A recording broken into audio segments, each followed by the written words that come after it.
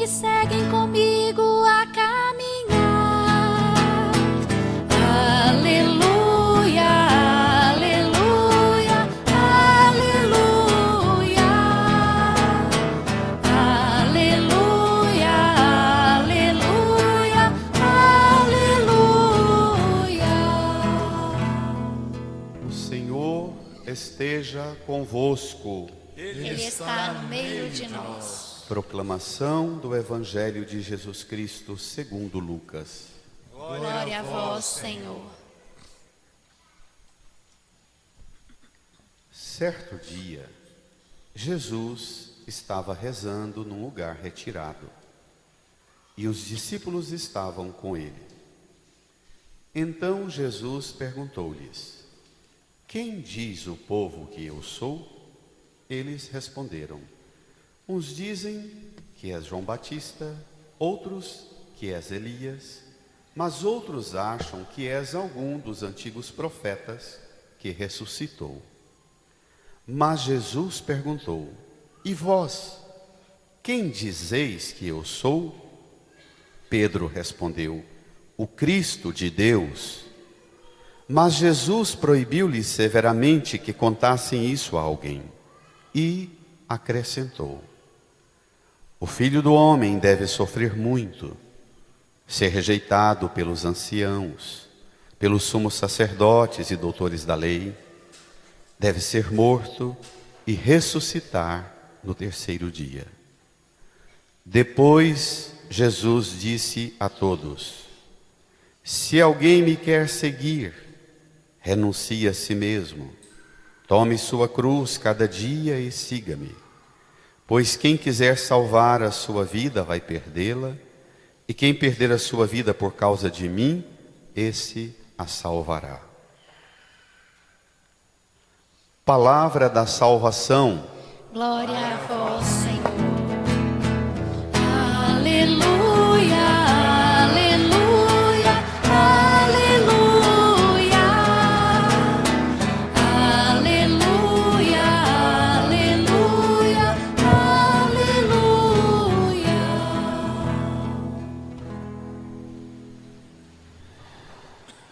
Fiquem em pé os que serão crismados, crismadas.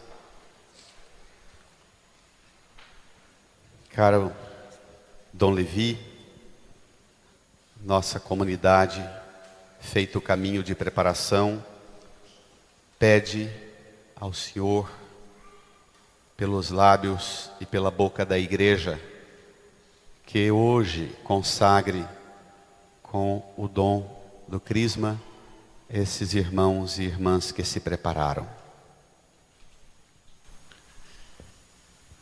Que boa é a nossa igreja, que cuida de nós em todos os momentos da nossa vida. O sacramento do crisma, o sacramento da confirmação, é um sacramento que traz não só a renovação do batismo, mas traz a graça do Espírito Santo através dos seus 7 dons, para que vocês, a partir de agora, enfrentem as dificuldades da vida, as tentações, enfim, todas aquelas coisas que nos tiram do caminho de Deus, são ajudados por este sacramento. Esse sacramento cria em nós, através de um dos seus dons, que é o dom da fortaleza, muita força, muita garra para enfrentarmos as dificuldades do ambiente, as dificuldades que temos no cumprimento da nossa religião, no cumprimento da nossa fé. Então, esse sacramento visa dar à pessoa esse seguimento, não só para os próximos meses, mas para toda a vida, para que você chegue um dia a estarem lá no céu, junto com o nosso Senhor Jesus Cristo. Por isso que vocês renovam esses compromissos em idade adulta, sabendo o que estão fazendo, porque o batismo vocês receberam, eram crianças, mas agora, conscientemente, livremente, vocês renovam esses compromissos. Então, em nome da Arquidiocese, em nome de Dom Washington, eu os acolho e gostaria que a comunidade desse uma salva de palmas a esses nossos irmãos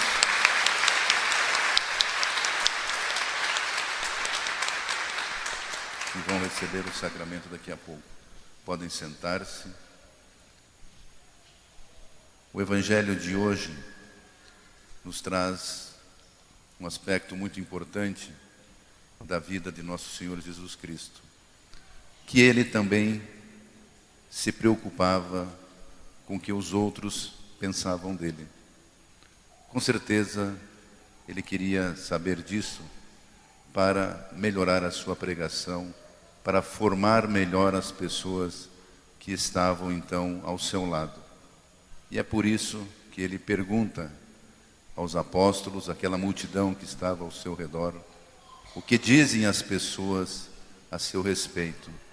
Ele queria saber se realmente ele estava acertando ou não naquilo que ele vinha fazendo, que era naquele momento a pregação e chamando os apóstolos para estarem ao seu redor. E então as respostas são várias, mas a resposta de Pedro é uma resposta rápida e assertiva. Tu és o Cristo de Deus. Haviam dito que ele era outro João Batista, que ele era alguns dos profetas, mas Pedro rapidamente diz que ele é o Cristo de Deus. Isso é importante, porque Jesus queria saber o que pensavam deles os seus amigos, aqueles que estavam bem próximos dele. Para Jesus, naquele momento, não interessava saber o que diziam dele as pessoas que estavam afastadas, os longínquos. Queria saber o que pensavam deles os seus amigos. E Pedro era um amigo de Cristo. Pedro estava ao lado do Senhor. E a resposta de Pedro foi uma resposta rápida. As respostas que Deus espera de nós são estas respostas, as respostas rápidas. Um amigo de Deus, uma pessoa que está próxima de Deus, não pode titubear, não pode ficar pensando em que tipo de resposta vai dar a Deus, vai dar ao Senhor. Não pode ficar como que pensando em fazer uma negociação com o Senhor ao dar uma resposta. As respostas de Pedro eram respostas firmes, eram respostas daquele que está realmente ao lado do Senhor e quer ficar com Ele. Em outros momentos, Pedro dará outras respostas, embora depois, no final, o negará também, mas Pedro estava num processo de formação. Lembremos de respostas rápidas, por exemplo, de Nossa Senhora. Nossa Senhora respondeu rapidamente ao anjo, embora parece que não, mas sim. Nossa Senhora responde que sim imediatamente ao anjo, embora exista aquele diálogo com o arcanjo, porque ali entrou um elemento novo, entrou um elemento de que o anjo fala que ela vai ser mãe, e ela tinha feito um voto de castidade, um voto de pureza, e não era casada. Então ela não sabia como se daria aquilo, mas quando o anjo explica que seria a obra do Espírito Santo, quando ela vê o sobrenatural naquele convite, imediatamente ela diz que sim, fia-te, faça-se. Então o Evangelho está cheio de respostas rápidas, de decisões imediatas que Deus espera de nós. São José também, quando tem que fugir para o Egito, quando ele entende o que o anjo lhe diz, que o menino Jesus corre risco de vida, porque Herodes está matando as crianças, imediatamente José começa a sua viagem, não quer saber muito do que vai levar, o que vai deixar, simplesmente deve ter pegado lá o seu burrinho, pegado uns poucos pertences e ido para o Egito, e pronto, estava dizendo que sim ao que Deus lhe pedia. Então, essa resposta de hoje, essa pergunta de hoje é dirigida a nós. Se Jesus nos perguntasse: quem eu sou para você? que resposta nós daríamos? E principalmente, qual seria a rapidez dessa resposta? Porque as coisas de Deus não podem esperar. As coisas de Deus na nossa vida têm que ter uma certa rapidez. Tem que ser, vamos dizer assim, tem que ter prazos. Não podemos esperar toda a nossa vida para dizer que sim ao que Deus vem nos pedindo já há muitos anos. Então, além de ser uma resposta, quando nós falamos que sim, tem que ser uma resposta rápida. Não podemos demorar muito, não podemos deixar nosso Senhor esperar mais do que já está esperando pela nossa conversão, pela nossa mudança de vida, pela nossa transformação espiritual. É isso que Deus espera de nós.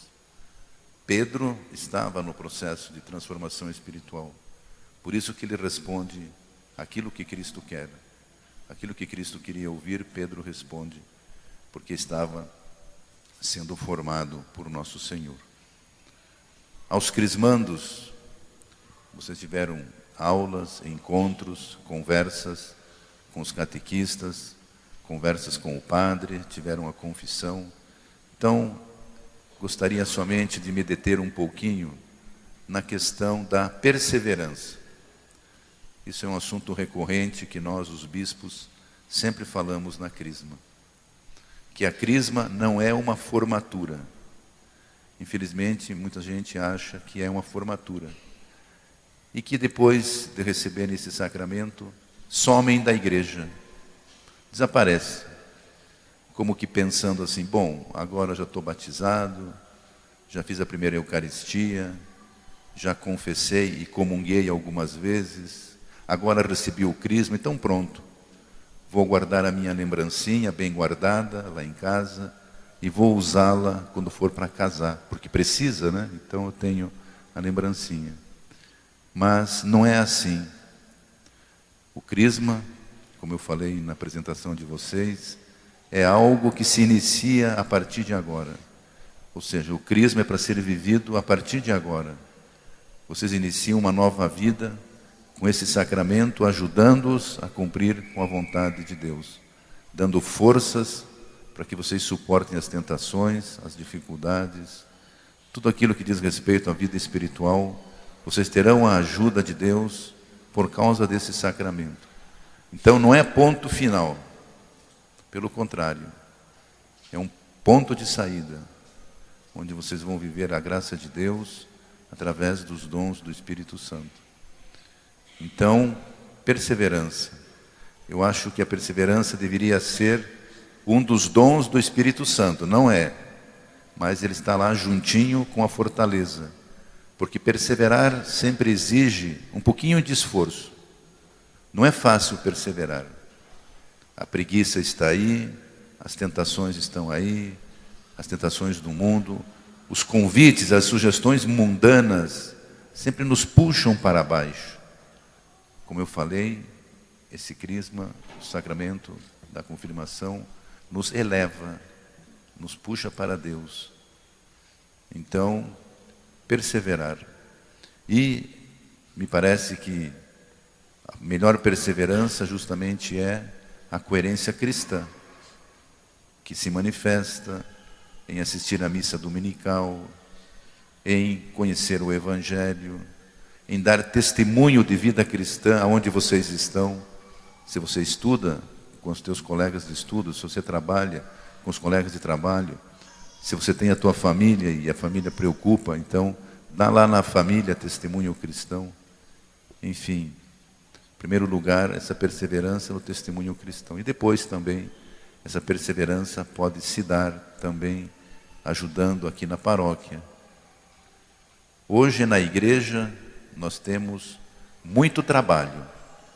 Infelizmente, hoje a nossa economia não anda muito bem e há muito desemprego por aí.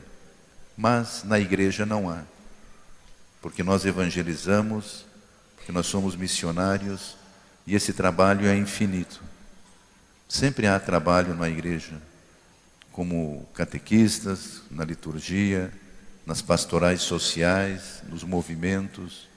Sempre há um lugar para nós. Então também essa perseverança se dá aí.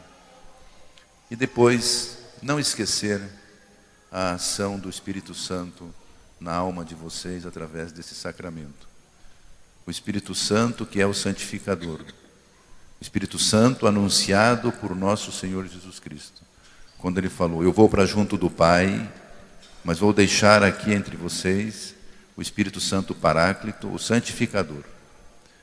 Então, tudo que de bom acontece na nossa vida espiritual é obra, é graça do Espírito Santo.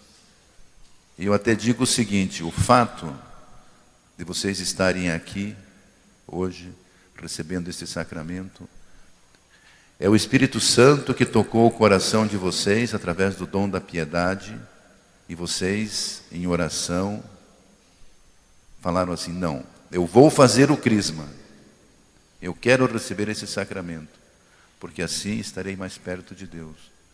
Isso foi uma ação do Espírito Santo na alma de vocês, com certeza, porque tudo o que nós fazemos de bom na nossa vida espiritual é a ação do Espírito Santo.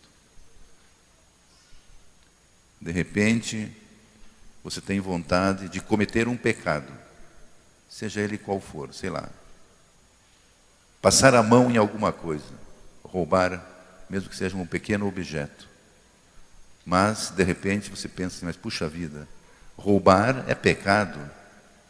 Vou ter até que me confessar de ter roubado esse objeto, esse dinheiro, alguma coisa parecida. Então, eu não roubo aquele objeto. E não roubei. Isso é a ação do Espírito Santo na minha alma, que é o dom do temor de Deus. Por isso eu não cometi aquele pecado, embora essa palavrinha temor de Deus possa ser substituída por respeito. Deus eu não temo porque Ele é meu Pai, porque Ele é o Criador, mas eu o respeito justamente pelo que Ele é. E assim tudo, eu falava antes da preguiça, aquela pessoa que de repente tem uma preguiça desgraçada para assistir a missa no domingo, não levanta da cama de jeito nenhum para vir à missa de manhã, e depois à tarde fica na TV, fica no computador, não vem à missa. Mas de repente aquela pessoa se transforma, levanta cedo, não só para vir à missa, mas inclusive para rezar. Começa a rezar o terço, começa a ler alguma coisa. A pessoa se transforma espiritualmente. E não é mais uma pessoa que se deixa levar pela preguiça. O que aconteceu? O dom da fortaleza, que atuou através dela, o Espírito Santo atuou através desse dom, e a pessoa se tornou uma pessoa rija, uma pessoa forte, uma pessoa que suporta, digamos, os compromissos do dia, seja compromissos escolares, familiares, e os compromissos com Deus também. Então, isso que eu também queria deixar essa mensagem a vocês, que vocês agora contarão com o Espírito Santo de uma forma toda especial, toda especial. E aproveite que realmente é assim. É a ação da graça, através do Espírito Santo, que vai transformando a nossa alma. Nós somos templos do Espírito Santo. O Espírito Santo habita em nós.